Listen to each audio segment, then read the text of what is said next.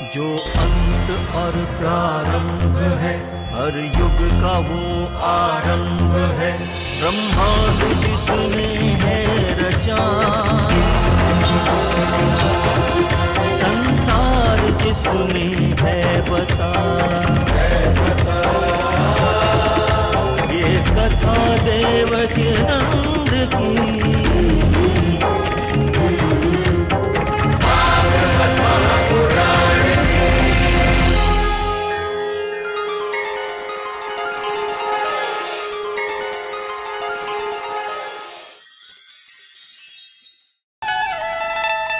क्या बोलेंगे? आसरा अगर मुझे तेरा मिल जाए श्याम, आसरा अगर मुझे तेरा मिल जाए श्याम, नैया भी मेरी उस पार लगे। अगर आपका सहारा मिल जाए तो हमारा भी बेड़ा पार हो जाए, हमारी भी नैया उस किनारे लग जाए। और जब उनका सहारा मिल जाए तो दुनिया की जरूरत ही कहाँ है, राधे राधे बोलना पड़ेगा। ए दुखी आत्मा हो जरा चकाचक हो जाए, है ना? कितना प्यारा है। गुरुजी ने मना किया, लेकिन राजा बलि ने बात नहीं मानी और न मानकर अपने धर्म को आगे बढ़ाने के लिए दृढ़ संकल्पित हुए, आगे बढ़ा। और जब भगवान ने भूमि नापी तो भगवान ने इतना विराट रूप बनाया, इतना विराट रूप बनाया। अब इतना विराट रूप बनाकर भगवान बोले, दो ही पग में सारा ब्रह्मांड नाप कर बोले, अब तीसरा पग कहां रखूं? तीसरा पग बताओ कहां रखूं? नहीं तो तुम्हारा संकल्प अधूरा रह जाएगा। राजा बलि भगवान के श्री चरणों में लेट गए, कहने लगे, प्रभु दो पग में आपने मेरे दान को नापा है, एक पग में आप मुझे नाप लीजिए, मेरा संकल्प पूरा हो जाएगा। तन मन धन और जीवन सब कुछ है तेरा, तेरा तुझको अर्पण क्या लागे मेरा। तुमेव माता च पिता तुमेव, तुमेव बंधु च सखा, तुमेव विद्या द्रविणं तुमेव, तुमेव सर्वं मम देव देव। मेरे आप सब कुछ हो, आप ही हो, आपके अलावा और कुछ नहीं, इसलिए आप नाप लीजिए। भगवान का स्वभाव है, ये लेते कम हैं देते ज्यादा हैं। दुनिया का स्वभाव है, ये लेती बहुत है देती कुछ नहीं है। मेरी बात पर बिल्कुल यकीन मत करना, गिनवा देता हूं, जवाब दे देना। दुनिया ने तुम्हारा बचपन लिया, लिया कि नहीं? दुनिया ने तुम्हारी जवानी ली, ली कि नहीं? दुनिया ने तुम्हारे बुढ़ापे को देखा तक नहीं, हां या ना? सारी कमाई हुई दौलत किसने ली? तुम्हारी सारी प्रॉपर्टी किसने ली? तुम्हारे ऊंचे पद का यूज किसने किया? ये सब किसने किया? ये दुनिया वालों ने। और भगवान ने तुम्हें क्या दिया? तुम्हें सबसे पहले जन्म दिया, मानव बनाया। बॉडी पार्ट्स कितने महंगे हैं आपके,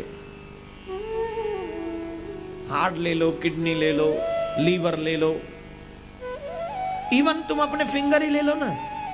ये छोटी उंगली, ये जो छोटा फिंगर है, स्मॉल फिंगर, इसकी कितनी कीमत देते हो तुम अपनी इसको?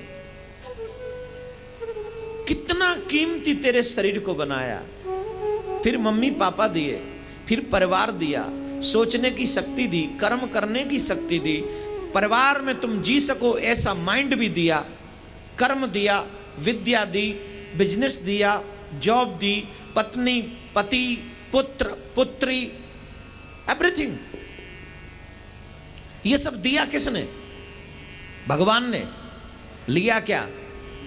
तूने तो कह दिया कि मेरे पास कथा सुनने का टाइम नहीं, तूने तो कह दिया मेरे पास तो भजन करने का भी टाइम नहीं, तूने तो कह दिया मैं मंदिर कैसे जाऊं, सुबह जाता हूं शाम को लौटता हूं, कैसे जाऊं?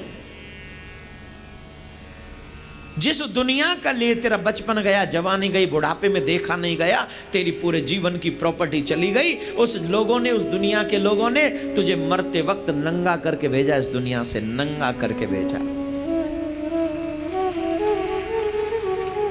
और जिस भगवान के लिए तू कहता है तेरे पास टाइम नहीं, आई don't have time, don't worry, वो उसके बावजूद भी तुझे टाइम देने के लिए तैयार खड़ा है।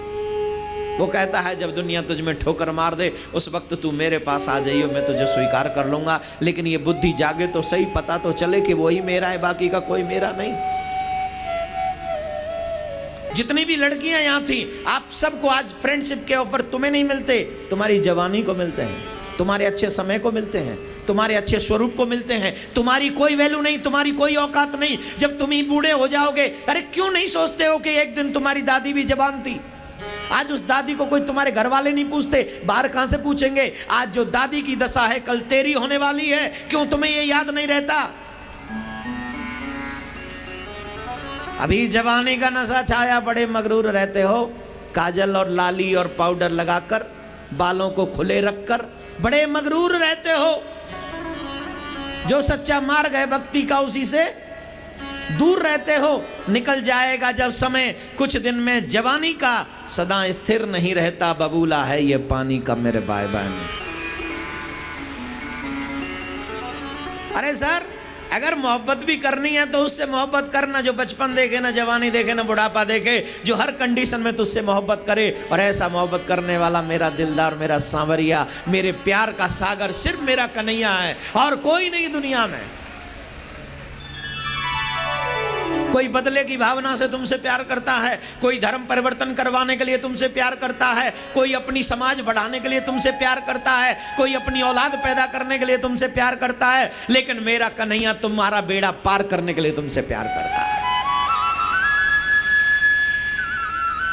ये दुनिया वाले प्यार की परिभाषा अपने अपने हिसाब से बनाते हैं, लेकिन मेरा कन्हैया के यहाँ पर प्यार की एक ही परिभाषा है कि तेरा कल्याण हो, तेरा कल्याण हो, तेरा कल्याण हो। अगर अपना कल्याण कराना है, कृष्ण से प्यार कर ले। जवानी हो, बचपन हो, बुढ़ापा हो, जिस उम्र में हो आज कर ले, वरना कल तो तू भी 2 पैसे का नहीं रहेगा माय डियर, कल तो तू भी नहीं रहेगा। तेरी जवानी के चेहरे पर नूर छलकता है, कृपा है मेरे कन्हैया की, वरना बदसूरत भी दुनिया में जवान होते। तुझ में सोचने की क्षमता है, ये भी दया है मेरे ठाकुर जी की, वरना जवानी में भी लोग बुद्धिहीन होते हैं। तुम अच्छा बोल सकते हो क्योंकि मेरे ठाकुर जी ने तुम्हें नॉलेज दी है, ज्ञान दिया है, बाणी दी है, वरना इस दुनिया में ऐसे भी लोग हैं जो नॉलेज तो बहुत है पर बोल नहीं पाते हैं। है कि नहीं? नहीं? जिस मालिक ने तुझे सब कुछ दिया उसका शुक्रिया करने का वक्त भी नहीं मिला तुझे।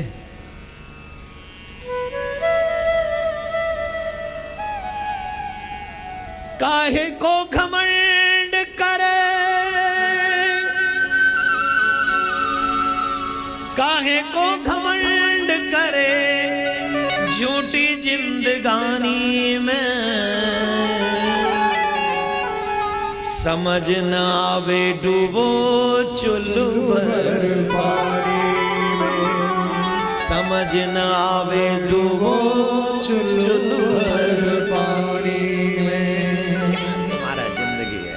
राजा बलि, जिसके गुरु ने कभी कह दिया था ये मत करो, ये तुम्हारा सर्वस्व हरण कर लेगा, लेकिन उस परम धर्म का पालन करते हुए राजा बलि ने कह दिया, प्रभु आज मेरा सौभाग्य है कि मेरे द्वार पर त्रिलोकीनाथ मांगने आया है और आज तुम्हें उसी त्रिलोकीनाथ की कथा सुनने को मिल रही है। उस त्रिलोकीनाथ ने राजा बलि से लिया उसका सर्वस्व, दिया क्या? दिया क्या? जो उसके पास था वो कभी न कभी चला जाता, लेकिन दे उसको ऐसा दिया जो अब उसके पास से अभी तक नहीं गया। अभी भी स्वतंत्र लोक में राज्य कर रहे हैं राजा बलि। और एक जो सबसे बड़ा फल है, हम और आप क्या चाहते हैं? कौन कौन चाहता है भगवान का दर्शन हो जाए? कितनी जल्दी हाथ उठा दिया। और 10 मिनट भी नहीं निकालते सुबह भगवान का भजन करने के लिए, हाथ उठाते, फोकट में करवा दो दर्शन। तो उससे ज्यादा फिर ये भगवान तेरे पे तो सिर्फ हम दो, हमारे दो की जिम्मेदारी है, उस पे तो पूरी दुनियादारी की जिम्मेदारी है। समझता क्यों नहीं? तुझसे ज्यादा बिजी है वो। जब तुम यहां सुला देते हो तो अमेरिका वाले जगा देते हैं। तुम्हारे यहाँ रात होती है, वहां दिन हो जाता है। ओम जय जगदीश हरे। कनाडा वाले जगा देते, जग जाओ भगवान, उठ जाओ। भगवान के साथ वैसा ही व्यवहार करो जैसा अपने साथ चाहते हो। जैसा व्यवहार आप अपने बच्चों के साथ करते हो, जैसा व्यवहार अपने पति के साथ करते हो, जैसा व्यवहार आप अपने भाई के साथ करते हो, माँ बाप के साथ करते हो, वैसा ही व्यवहार भगवान के साथ भी किया करो। यही अच्छाई है, यही सच्चाई है, और यही कल्याण का मार्ग भी। हाँ को पति समझ के लड़ मत बैठी हो, आते आराम से, रिलैक्स, राधे राधे। यहाँ जगते वहां सोते, वहां सोते यहाँ जगते, तो भगवान तो तुमसे ज्यादा बिजी है। राजा बलि के द्वार पर भगवान ने जाकर कम लिया, ज्यादा दिया। आज भी राजा बलि के द्वार पर मेरे ठाकुर जी सुतल लोक में दर्शन देने जाते हैं। हम और आप क्या कह रहे हैं? एक बार दर्शन दिलवा दो, एक बार, सिर्फ एक बार दर्शन मिल जाए, आनंद आ जाए। और राजा बलि को एवरीडे दर्शन देने स्वयं भगवान जाते हैं अपनी मर्जी से।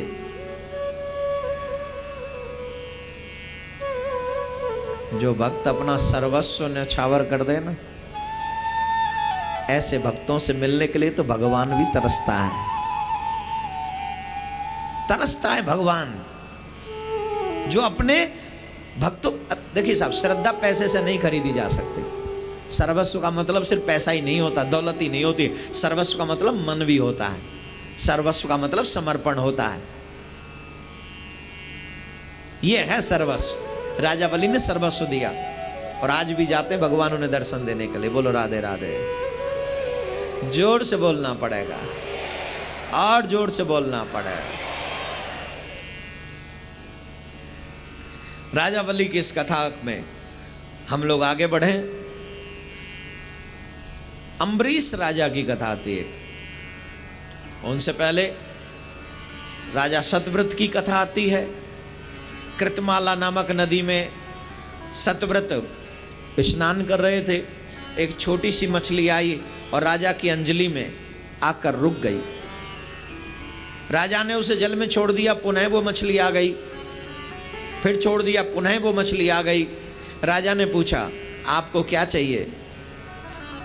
तो उस मछली मानव की आवाज में बोलने लगी, हे राजन, मैंने सुना है कि क्षत्रिय बाहुबल, जो क्षत्रिय राजा होते हैं, वो धर्म के रक्षक होते हैं। शरण में आए हुए व्यक्ति को कभी वो परित्याग नहीं करते हैं, उनका त्याग नहीं करते हैं। मैं भी तुम्हारी शरण में आई हूं, मुझे भी स्वीकार करो, आज्ञा करो, मुझे आपकी क्या सेवा करनी है। बोले, महाराज, मैं जिस जलाशय में रह रही हूं, ये जलाशय, बड़े बड़े जीव जंतु इस जलाशय में रहते हैं, और ये कभी भी मुझे अपना भोजन बना सकते हैं। इसलिए मैं अपने प्राणों की रक्षा आपसे चाहती हूँ। आप मुझसे क्या चाहती हैं? बोले, आप मुझे सुरक्षित स्थान पर कहीं स्थापित करें। तो राजा उस मछली को अपने साथ में ले आए, अपने महल में रखा। महल में एक बहुत सुंदर सा पात्र बनवाया, उस जल के पात्र में उस मछली को छोड़ दिया। कुछ समय बाद देखे कि वो जल पात्र उस मछली के लिए छोटा पड़ गया, मछली बढ़ गई। तो फिर उससे भी बड़ा पात्र बनवाया, फिर वो बहुत ही कम समय में वो भी कम पड़ गई। फिर उसे कुएं में छुड़वाया, कुआं छोटा पड़ गया, तालाब में छुड़वाया, वो छोटा, सरोवर में छुड़वाया, वो आखिरकार समुद्र में जाके छुड़वाया। और कहने लगे, हे प्रभु आप बताओ आप कौन हैं, आप इस दास की परीक्षा क्यों ले रहे हैं। तब उस मछली में से मेरे प्रभु प्रकट हुए। बोलो नारायण भगवान की जय। और प्रकट होकर मेरे प्रभु कहने लगे, हे राजन, कोई वरदान मांगना है तो मांग लो, मैं तुम्हारे सेवा भाव से बड़ा प्रसन्न हूं। बोले प्रभु अपने चरणों की भक्ति दे दो, बस यही चाहिए। तो भगवान ने कहा कि आज से कुछ समय बाद प्रलय होगी, और जब प्रलय हो तो तुम्हारे पास में एक नाव आकर रुकेगी। उस नाव में पृथ्वी के सार को लेकर, सप्तऋषियों को लेकर उस नाव में सवार हो जाना। और जब लहरों से वो नाव डगमगाने लगे, उस समय मैं इसी रूप में तुम्हारे पास आऊंगा, और तुम उस नाव की रस्सी को मेरे सींग से बांध देना, और मैं तब तक उस नाव को खींचता रहूंगा जब तक प्रलयकालीन समय समाप्त नहीं हो जाता। बोले ठीक है प्रभु। और कुछ समय बाद वो दृश्य भी उपस्थित हुआ, और वही हुआ जो भगवान ने कहा था। लोग कहते हैं प्रलय होगी। इस संसार में प्रलय किसी वैज्ञानिक के कहने से नहीं होती। इस संसार में प्रलय किसी न्यूज चैनल वाले के कहने से नहीं होती। इस संसार में प्रलय किसी भविष्यवक्ता की वाणी पर नहीं होती। इस संसार में प्रलय सिर्फ परमात्मा की इच्छा से होती है। जब परमात्मा चाह लेते हैं तो संसार में प्रलय आ जाते हैं। सिर्फ मेरे प्रभु के चाहने से प्रलय होती है। और तुम्हारे लिए तो प्रलय वही है, ज्यादा ना मर जाओ, तुम्हारे का तो प्रलय वैध नहीं है। तुम प्रलय के बारे में मत सोचियो। बोले अभी प्रलय नहीं हो रही है, अरे कल मर गए तो हमारे लिए तो प्रलय कल ही है, हम क्या करेंगे वह प्रलय को। हमारे पास तो आज अभी इसी वक्त का टाइम है, और इसी टाइम को यूज करना है, मिस यूज नहीं करना, यूज करना है। हरि तुम बहुत अनुग्रह कीनो, साधन धाम मोक्ष कर द्वारो, मोहि कृपा कर दीनो। ये जो मानव शरीर है ये साधन है, मोक्ष पाने का साधन है, हरि का दर्शन पाने का साधन है। ये मानव जीवन अपने लक्ष्य को प्राप्त करने का एकमात्र साधन है। लख 84 में भरमायो, फिर भी मेरी कछु समझ ना, हार थक्यो जग के झंझट से, अब तेरी में शरण में आयो, अब तेरी में शरण में आयो। थक गया हूं प्रभु, इस संसार के धक्के खा खा कर थक गया हूं, 84 लाख योनियों के धक्के खा खा कर थक गया हूं। हे प्रभु, अब मैं समझ गया हूं कि तुम्हारे सिवा मेरा और कोई नहीं है। अब मैं तुम्हें पाना चाहता हूं। मेरी ऐसी बुद्धि, मेरा ऐसा विवेक बनाए रखो जिससे मैं आपके श्री चरणों का स्मरण करता रहूं, चिंतन करता रहूं, मनन करता रहूं, और उन श्री चरणों का कभी परित्याग न करूं। ऐसा कृपा करके हमें ऐसा बनाए रखना प्रभु कि हमें आपकी चिंता बना लगे, चिंतन बना रहे आपका। एक बार जोर से बोलेंगे। क्या बात है, बड़े धीरे बोल रहे हो। अरे कन्हैया आने वाले हैं, ऐसे काहे करते हैं। राजा बलि का चरित्र, उसके बाद सत्यव्रत का चरित्र, उसके बाद अम्बरीश का चरित्र। भगवान की भक्ति कराई नहीं जाती, की जाती। राजा अम्बरीश सम्राट, और उनके घर में भगवान की पूजा होती है। वो भी किसी से पूजा करवाते नहीं है, स्वयं पूजा करते हैं, स्वयं पूजा करते हैं। सम्राट होते हुए राजा अम्बरीश ठाकुर जी के लिए स्वयं भोजन बनाते हैं, स्वयं खेती करते हैं, स्वयं मंदिर की सेवा करते हैं, स्वयं सब कुछ करते हैं। एक दिन तो जब उनका विवाह कराने की बारी आई तो विवाह करने तो जाना पड़ेगा राजा को। बोले नहीं, मैं नहीं जाऊंगा। क्यों नहीं जाओगे? अरे बोले मैं विवाह करने चला गया तो मेरे प्रभु की सेवा कौन करेगा? मेरे प्रभु की सेवा छूट जाएगी, मैं नहीं जाने वाला, मैं तो यहीं सेवा करूंगा। राजा के फेंटा कटारी से उस रानी को ब्याह कर लाया गया। अब साहब नई नई दुल्हन है तो पति ते मिलवे की तो इच्छा रही है। ने कहा हेलो तो होए पत्नी, पति कहाँ है, कैसे हैं? और पति तो जोगी है, राजा कम जोगी ज्यादा है। नहीं, वो तो 24 घंटा ठाकुर जी की सेवा में, 24 घंटा। अब रानी बड़ी परेशान, बोले अच्छो ब्याह भयो जी, तो भयो न भयो बराबर है।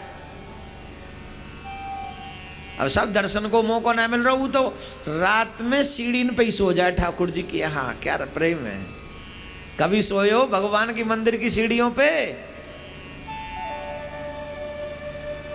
नहीं, कहां मिलेगा ऐसा मौका। राजा रात्रि भर ठाकुर जी की मंदिर की सीढ़ियों पे ही सोते रहते हैं, वहीं सो जा रहे हैं।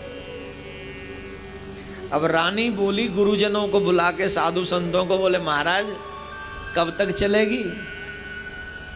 बोले जब तक चले तब तक चलाओ। बोले कोई तो उपाय बताओ जिससे राजा का ध्यान हमारी तरफ भी आए।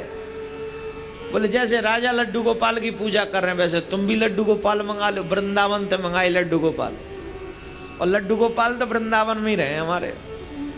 कन्हैया को वो लड्डू गोपाल जी को ब्रज से लेके गई, और हमारे सरकार को पद बहुत पसंद है। जब भी तुम्हारे घर में जब तुम पूजा करते हो ना, चलो एक आध स्टाइल समझा देते, एक आध तरीका समझ लो, उपाय तरीका क्या पसंद है उसे उठना भी है तो पद के साथ। जागो मोहन प्यारे, जागो जागो प्यारे जागो। बस जागो, पद गाओ। स्नान कराते समय भी पद गाओ। अब पुरुषों पे गाना कम आता है, देवियों पे गाना ज्यादा आता है। देवियों पे सरस्वती मैया की मेहरबानी होती, और देवियां तो वो भी गा लेती हैं जिनकी वर्डिंग उन्हें नहीं आती है साहब। सरस्वती जी की बड़ी कृपा है। एक पंडित जी कथा सुना रहे थे, और उस कथा में कीर्तन करवा रहे थे। काली मर्दन कंस निकंदन देवकी नंदन तुव शरणम। कीर्तन शुरू, पंडित जी कह रहे हैं काली मर्दन कंस निकंदन देवकी नंदन तुव शरणम। देवी जी ने कहा काली मर्दन कंस निकंदन, स्टॉप। देवकी नंदन पे स्टॉप। आफ्टर दैट तू शरणम। बोले जो बीच में रुकेगा उसे पाप लगेगा। कम श्रोता होते थे, पता चलता था कौन गड़बड़ कर रहा है। जो बीच में रुकेगा उसे पाप लगेगा। देवी जी बोली बीच में नहीं रुकना है, पाप लग जाएगा नहीं तो पंडित जी बोई तू शरणम। तो देवी जी ने शुरू किया काली मर्दन कंस निकंदन तू शरणम। ये देवियों का स्पेशल आर्ट है। ये बहुत स्पेशल आर्ट है, जहां इन पे कुछ नहीं आए वहां अपना एक ट्यूनिंग सेट कर देती हैं ये। तो बोले तुवे शरणम। पंडित जी बोले जो कीर्तन को बिगाड़ेगा उसे महापाप लगेगा।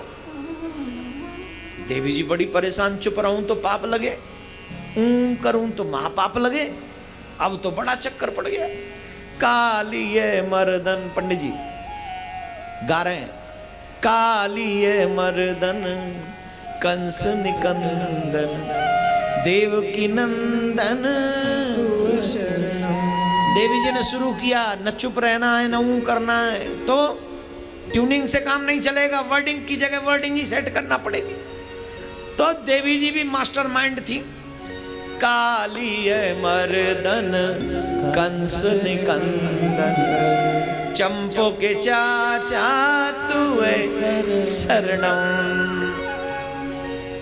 चंपो नाम होगा की छोरी को, बोले चंपो के चाचा तू शरणम। पंडित जी बोले रे तेरा भगवान भला करे, कभी चुप रहती है कभी ट्यूनिंग सेट कर देती है, अब भगवान को चंपो का चाचा बना दिया।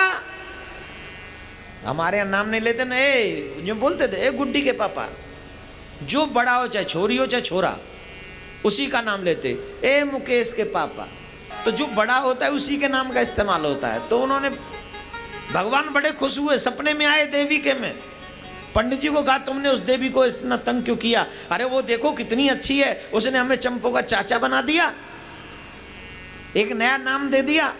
भगवान तो किस गुण पे रीझ जाए, है ना, भगवान तो बड़े भोले हैं, तो कुछ न कुछ प्रैक्टिस। तो देवियां तो माहिर हैं पद गाने में, भाई लोगों को थोड़ा कंठ का रियाज करना पड़ता है, देवियों को कोई जरूरत नहीं पड़ती, देवी तो ऑलरेडी रियाज ही है, वो तो पैदा होते ही रियाज हो जाए उनको तो नहीं। कितना सुंदर गला होता है, कोयल की तरह। गा के सुनाई जरा। तो देवी जी पद गा रहे हैं, भगवान का ध्यान उधर जा रहा है और ये पद सुन रहे हैं। अम्बरीश राजा सुन रहे हैं। अब स्नान कराते कराते, सर्दी के दिन थे, सर्दी में गर्म जल से स्नान कराया जाता है ठाकुर जी को, और ये स्नान कराने लगे। तो जब स्नान कराने लगे तो ठंडे जल से स्नान करा दिया। ठंडे जल से इसलिए स्नान करा दिया क्योंकि ध्यान तो पद में था। भगवान बोले राजा जी ध्यान कितकू है, ठंड लग गई, ठंडो पानी है। अरे भगवान गलती है कि ठंडो होगा, फिर गर्म से नहला दिया। बोलो किया राजा ने। भगवान जोड़ते हैं, तोड़ते नहीं हैं। भगवान जोड़ने का काम करता है। राजा के इस संबंध को, इस रिश्ते को मजबूत करने के लिए भगवान ने ये प्यारी लीला करी। तो ऐसी सेवा भगवान को पाने की, देखो एक तो होता है सिर्फ बातें करना कि हमसे पाना वाना तो है नहीं, बातें करते हैं, और एक होता है बाकी पाने की इच्छा। और जब पाने की इच्छा हो ना तो फिर मजबूती से कदम उठाना चाहिए, एकदम दृढ़वत होके दुनिया की तरफ से आंखों पे पट्टी बांधो और निकल पड़ो उस रास्ते पर, और फिर देखो कहीं ना कहीं मंजिल जरूर मिलेगी तुम्हें, ठाकुर जी का दर्शन जरूर होगा। अब थोड़ा सा रामचरित्र वर्णन हम करेंगे, उसके बाद कृष्ण जन्म महोत्सव की ओर बढ़ेंगे। राधे राधे बोलना पड़ेगा, जोर से बोलना पड़ेगा। गणेश वंदना आप और हम मिलकर करेंगे, फिर उसके बाद रामचरितमानस प्रारंभ करेंगे। तुम्हें वंदना, तुम्हें वंदना,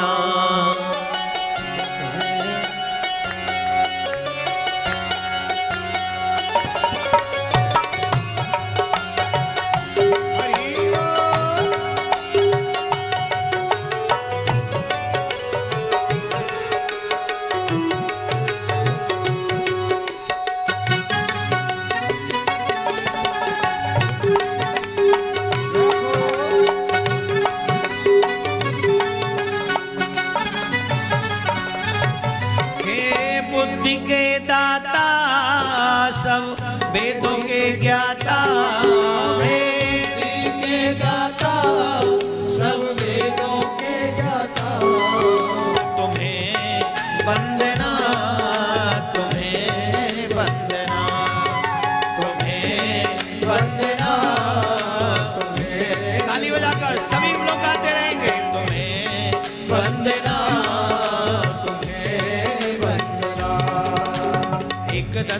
दयावंत चार भुजाधारी। एक दंत दयावंत चार भुजाधारी। आपकी तालियों में अभी आनंद नहीं है, जरा जोर से होनी चाहिए, पता चले कि पंडाल में लोग बैठे हुए हैं। नहीं, एक दंत दयावंत चार भुजाधारी। एक दंत दयावंत चार भुजाधारी। माथे पे सिंदूर सोए मूसे की सवारी। माथे पे सिंदूर सोए मूसे की सवारी। माथे पे सिंदूर सोए मूसे की सवारी। माथे पे सिंदूर सोए मूसे की सवारी। मैया तुम्हें झुलावे, मैया तुम्हें झुलावे। मैया तुम्हें झुलावे रेशम के पलना। तुम्हें वंदना, तुम्हें वंदना, वंदना तुम्हें वंदना। हे बुद्धि के दाता सब वेदों के ज्ञाता। हे बुद्धि के दाता सब वेदों के ज्ञाता। तुम्हें वंदना, तुम्हें वंदना, तुम्हें वंदना, तुम्हें वंदना। श्री राम।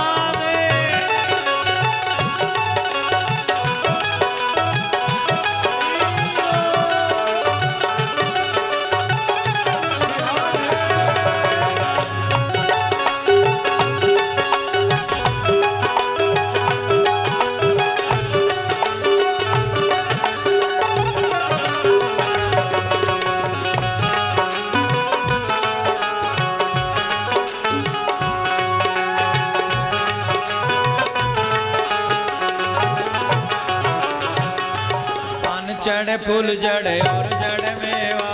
चढ़ फूल चढ़े और चढ़ मेवा। पान चढ़े फूल जड़े और जड़ मेवा।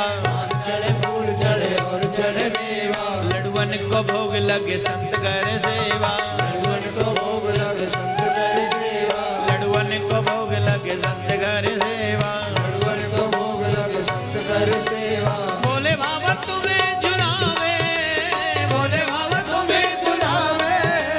बोले बाबा तुम्हें बुलावे कह कह के ललना।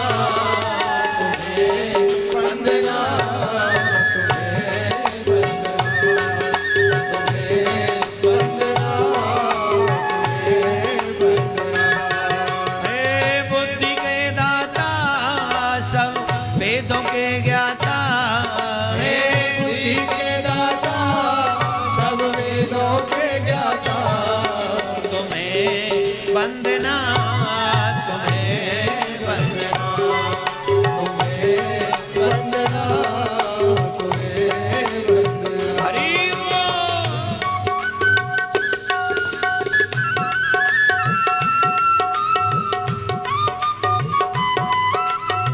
हरि बोल।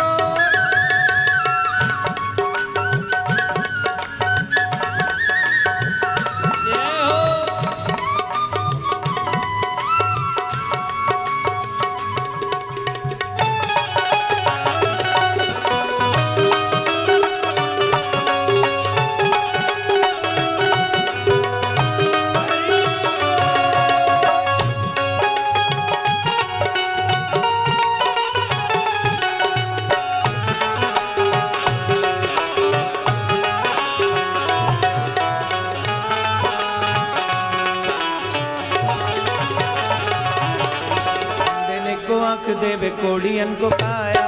जिनको आंख देवे कोड़ियों को काया। अंधे को आंख देवे। अंधे भी दो प्रकार के होते हैं, एक आंख का अंधा और एक अक्ल का अंधा। अगर भगवान आपको आंख दे दे तो जरूरी नहीं कि अकल देगा। अगर दोनों ही दे दे तो दोनों का यूज करें, आंख और अक्ल। सही है। अंधे को आंख देवे कोड़ियन को काया। जिनको आंख देवे कोड़ियों को काया। राजन को पुत्र देवे निर्धन को माया। जिनको पुत्र देवे निर्धन को माया। भक्तों की विनती को, भक्तों की विनती को, तीनों की विनती को, तीनों की विनती को। अब गणपति जी सुनना। तुम्हें वंदना, तुम्हें वंदना, तुम्हें वंदना,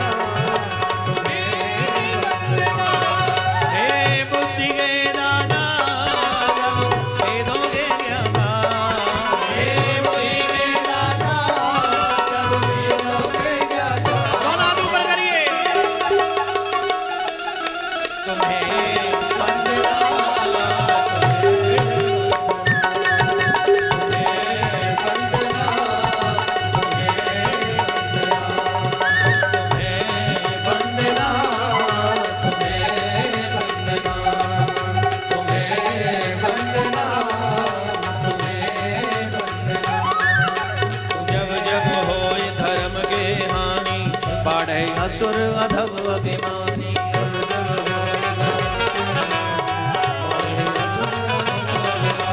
तब तब धरि प्रभु विविध शरीरा, हरे कृपा निधि सज्जन वीरा। तब तब धरि प्रभु विविध शरीरा, हरे कृपा निधि सज्जन वीरा। नाना वादि राम अवतारा, नाना आदि राम अवतारा, रामायण सतकोटि अपारा। रामायण सतकोटि अपारा। परहित सरस धर्म नहीं भाई, हरित सरस धर्म नहीं भाई, पर पीड़ा सम नहीं अधमाई। पर पीड़ा सम नहीं अधमाई।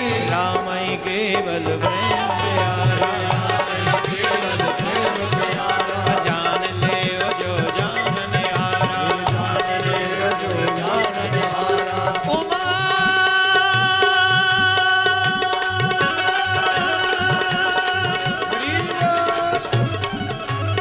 उमा कहूँ मैं अनुभव अपना, कहूँ मैं अनुभव अपना, सत हरि भजन जगत सब सपना। सत हरि भजन जगत सब सपना। सत हरि भजन जगत सब सपना। सत हरि भजन जगत सब सपना। मंगल भवन मंगल हारे मंगल भवन मंगल हारे। उमा सहित जी जपत पुराण। उमा सहित जगत मुरारी। राम सिया राम सिया राम सिया राम सिया राम सिया राम सिया राम। राम सिया राम सिया राम सिया राम। राम सिया राम सिया राम सिया राम। श्री राम जय राम जय जय राम। श्री राम जय राम जय राम। श्री राम जय राम जय जय राम। श्री राम जय राम जय जय राम। श्री राम जय राम जय जय राम। श्री राम जय राम जय जय राम।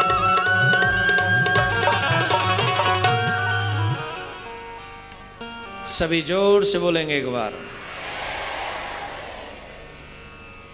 रामायण सतकोटि अपारा, नाना भांति राम अवतारा। हरि अनंत हरि कथा अनंता, कहई सुनई बहुविध सब संता। जितने भी बच्चे यहां पर बैठे हैं, आप सब ध्यान से सुने।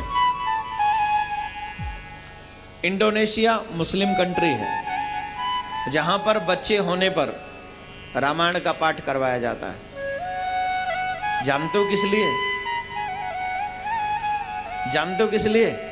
नहीं, जिससे हमारा बच्चा इस मानव योनि में जन्म जिसने लिया है, वो सही दिशा में राम के पद चिन्हों पर चलकर, सीता के पद चिन्हों पर चलकर, रामायण के पद चिन्हों पर चलकर अपने जीवन को सफल बना सके।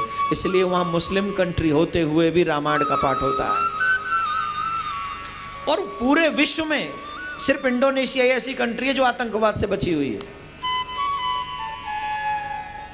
वहां कोई आतंकवाद नहीं, कोई आतंकवाद नहीं। हम लोग अपसेट हैं, हम लोग परेशान हैं, हम लोग बेचैन हैं। वजह क्या है? क्योंकि हमारे घर से सत्कर्म चला गया। राजा हरिश्चंद्र की मुझे बात याद आ रही है। राजा हरिश्चंद्र जब बुरे समय का उनके ऊपर प्रभाव पड़ने वाला था, तो वो सोए हुए थे अपने महल में। तो अचानक से एक स्त्री आई और स्त्री ने कहा, राजा अब तक मैं तुम्हारे यहां रही, अब मैं जा रही हूं। पूछा, देवी आप कौन हैं? बोले, मेरा नाम लक्ष्मी है, मैं जाना चाहती हूं अब तुम्हारे यहां से। हरिश्चंद्र ने पूछा, देवी मुझसे कोई अपराध तो नहीं हुआ ना? बोले, नहीं, आप तो साक्षात धर्म के रूप हैं, आपसे क्या अपराध हो सकता है, लेकिन मुझे जाना पड़ेगा, समय ऐसा आ रहा है। हरिश्चंद्र बोले, अगर आप अपनी मर्जी से जाना चाहती हैं तो मैं आपको रुकने के लिए नहीं कहूंगा, आप जा सकती हैं। और वो चली गई, लक्ष्मी चली गई। लक्ष्मी के जाते ही तुरंत दो दिव्य पुरुष आए और उन्होंने कहा, राजन हम भी आपके राज्य को छोड़कर जाना चाहते हैं।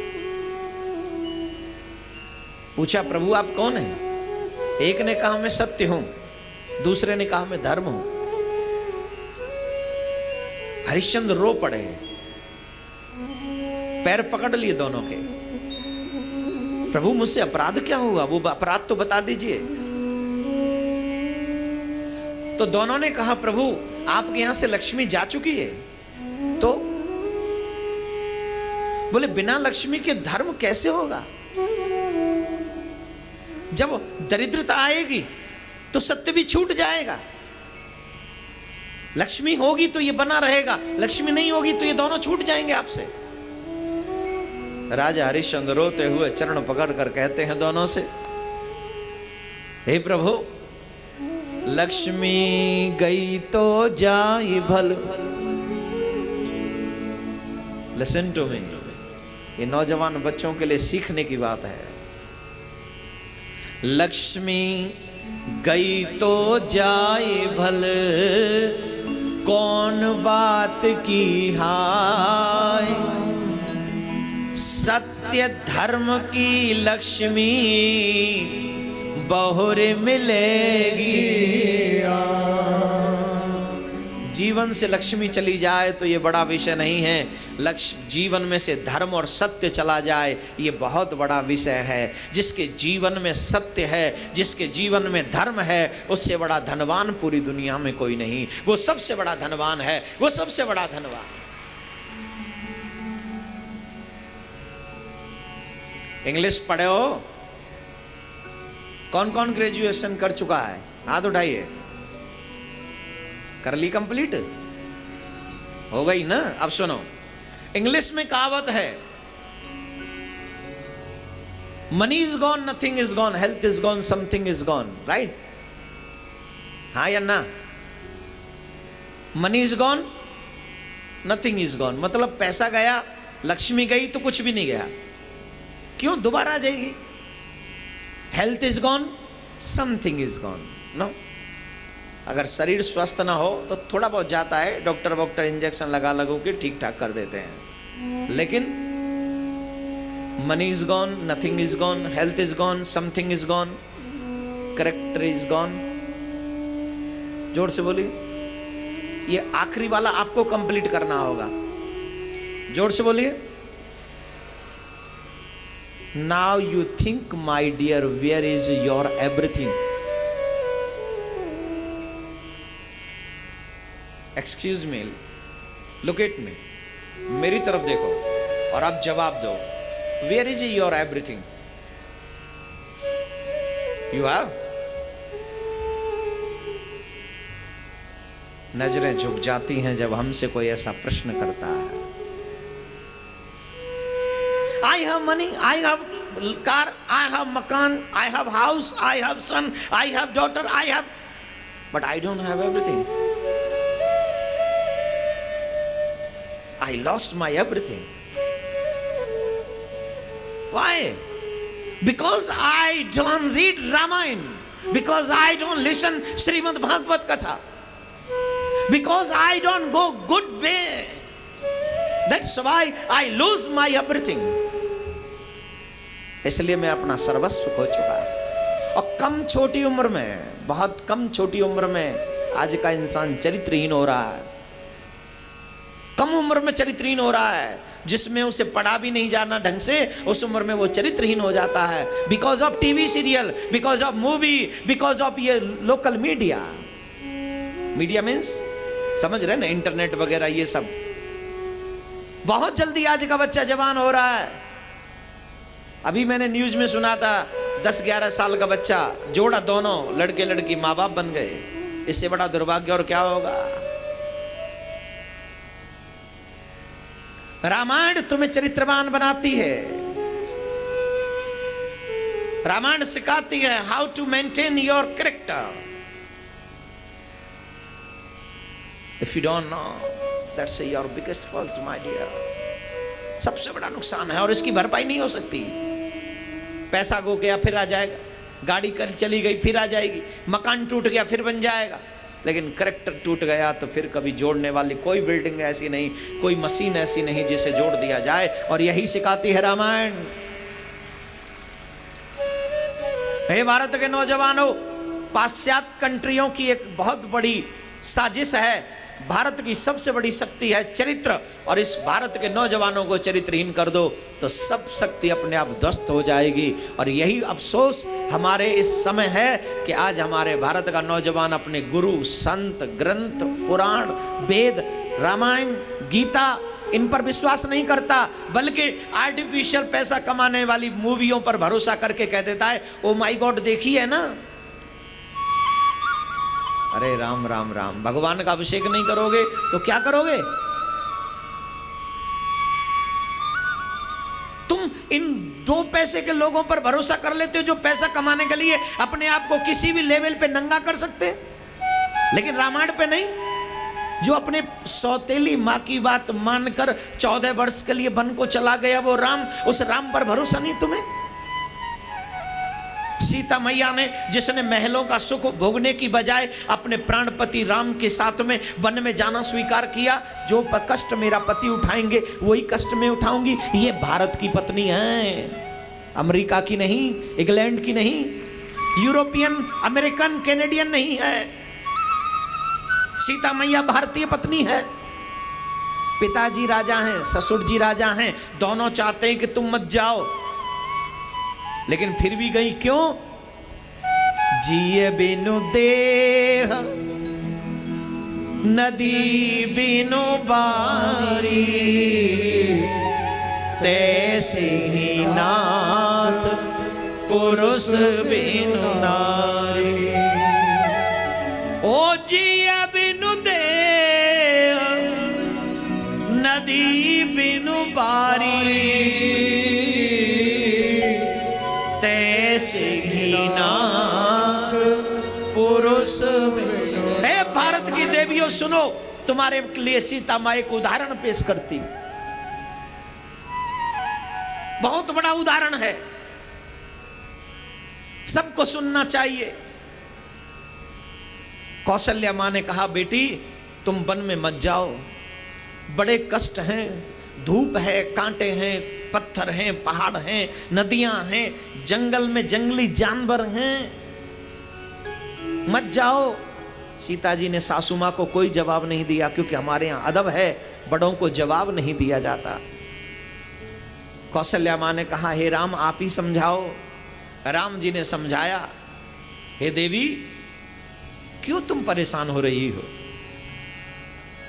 सुंदर सिखवन सुनऊ हमारा, समय दिवस जात नहीं लागई वारा। समय तो यूं ही निकल जाएगा, 14 वर्ष का ही समय तो है, क्यों परेशान होती हो? घर में रहो, सास ससुर की सेवा करो, जब जब माँ मेरी याद करे तब तब मेरी बात इनको सुनाना और खूब इनके चरण सेवा करना। तब सीता मैया ने कहा हे प्रभु मैंने कभी सेवा से मुंह नहीं मोड़ा, मैं भी चाहती हूं अपने सास ससुर की सेवा करना, लेकिन मैं सेवा तो तब करूंगी ना जब मैं जिंदा रहूंगी। कैसे? बोले आत्मा के बिना ये शरीर किस काम का है?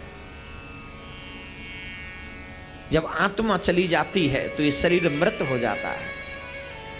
और सीता की आत्मा राम है, मेरी आत्मा आप है, आप अगर चले जाएंगे तो ये शरीर जीवित नहीं रहेगा। सीखो सीता माँ से। जैसे शरीर की छाया शरीर के साथ रहती है, शरीर को छोड़ती नहीं, वैसे ही पत्नी अपने पति के साथ छाया बनकर रहती है, पति को छोड़ती नहीं। अरे साहब मानव योनि में आए हैं, सुख दुख तो उठाने ही पड़ेंगे। कभी मिठास है, कभी कड़वाहट है, घर में छोटी मोटी बातें तो होती ही हैं, बस तुम्हें सहना आना चाहिए। जो सहना जानता है वो रहना जानता है, जो सह नहीं सकता वो रह नहीं सकता। हे प्रभु जिए बिनु देह, ये शरीर बिना आत्मा के, नदी बिनु बारी, जैसे खेत में कुछ बो दो और वो वहां पानी ना हो तो वो कैसे होगा? नदी का पानी से ही ना वो बारी होती है। तैसे ही नाथ पुरुष बिनु नारी। हे प्रभु स्त्री की पर्सनल पहचान क्या है बताइए? कुछ है? जब वो अनमैरिड होती है तो पूछा जाता है ये किसकी बेटी है, हैं? जब मैरिड होती है तो पूछा जाता है ये किसकी, बोलते रहिए, किसकी। और जब वृद्ध हो जाए तो पूछा जाता है ये किसकी। इसी में वो संपूर्णता उसकी, उसकी पहचान है, उसकी पहचान उसका पिता है, उसकी पहचान उसकी पति है, उसकी पहचान उसका पुत्र है।